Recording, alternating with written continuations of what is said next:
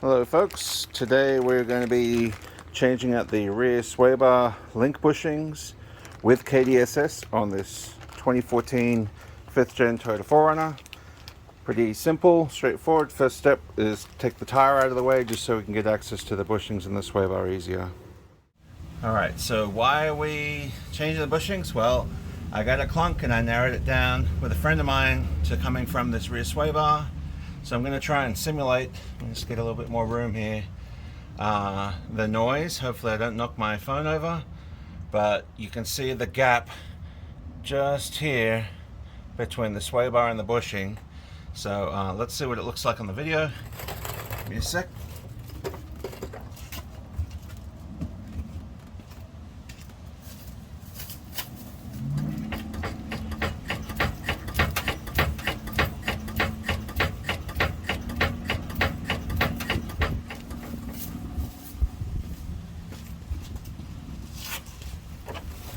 That's the end of the simulation. Let's see how it looked and go from there. So yeah, you can see in the video that the sway bar was moving within the bushing, definitely getting too much movement. You can see the gap there quite clearly. So I'm gonna lower the sway bar down and get access to those. As you can see, I've got the treaty yoke KDSS sway bar spacers in place on both sides of this rear sway bar, and get going on these bushings here in a second. So the jack is just resting under the sway bar just to support it and hold it in position. Here in a minute, once I take out the bolts from the lower links here, then I'll lower the sway bar down to get to those bushings.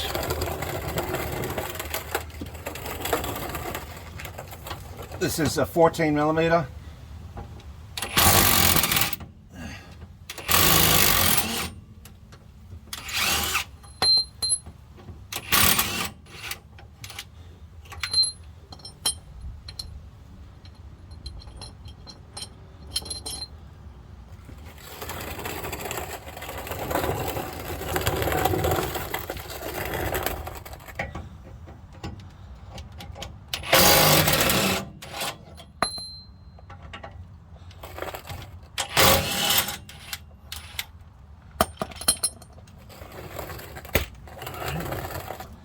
Oh man,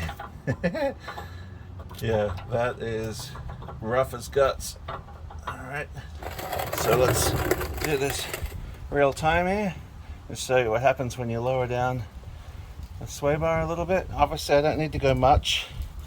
Notice right now the right side up here is getting more gap, but for the left side because the piston extends further. Lower it down. Whenever you're ready. There, finally, it's free of the sway bar. But see that the driver's side piston is now at full extension, or just a little bit beyond. But this was disconnected a while ago to show you how much more travel the piston side of KDSS has. And take off the treaty yoke spacer. Yeah, this thing has seen better days. Definitely wallowed out. 122,000 miles now on this 4Runner. Let's get that out of the way. Where's the split? There's the split. Oh man, this one is way more polished. The metal here is way more polished than the other side, so yeah. Go ahead and grab the new ones, and just going to put this in the reverse order. Alright, so I've got the new bushings here from Toyota. I just ordered them on their website, looked it up, it's pretty easy. The old ones came off. You see this tab right here? Tab was on the inside. So we're going to put that on the same way.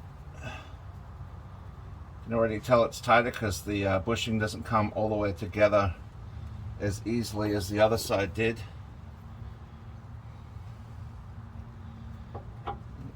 Wobble that up into place there. Let's see if these will reach yet. Probably not. nut. So I'll just put the other side in and then jack up the floor jack to get the bushing under pressure.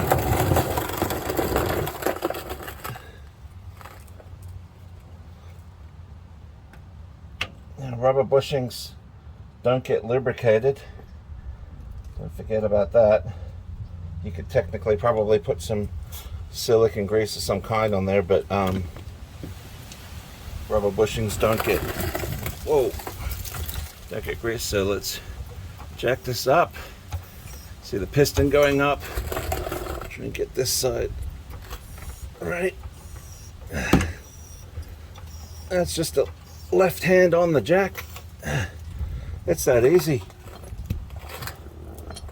Sorry for bumping the camera. Let's go ahead and put these brackets back up in place.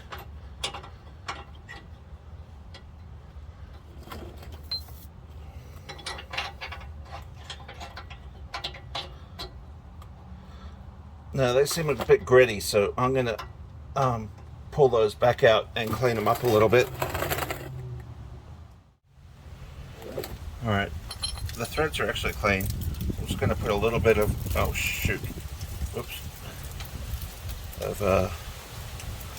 lubricant,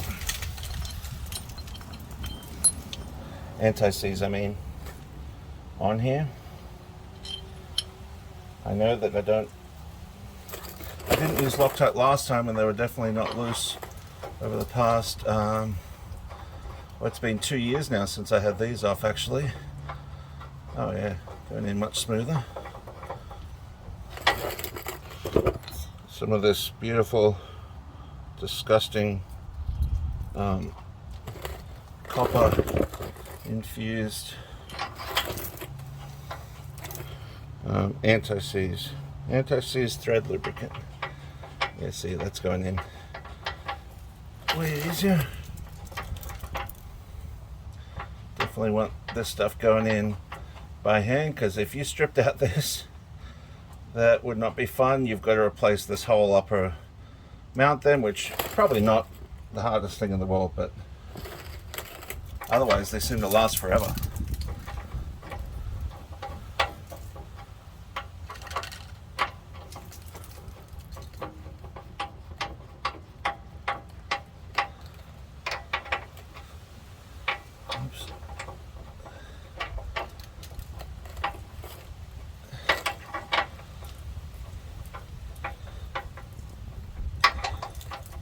Well, that was easy. The gap's fully closed right now, of course, on new bushings.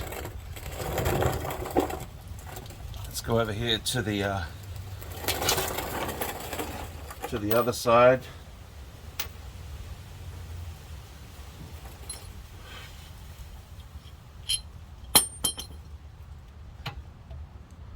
This stuff is always so messy.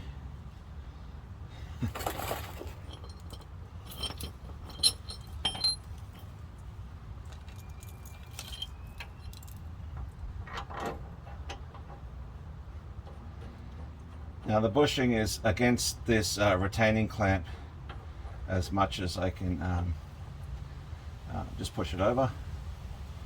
Pretty easy. I just wipe it onto one side of the threads, because the threads, as they spin in, will then spread the lubricant all over.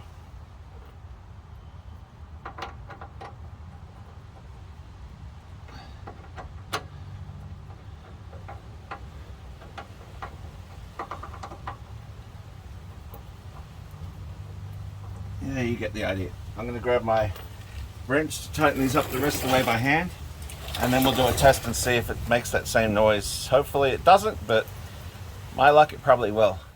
Alright, let's see if it clunks the same. Other side.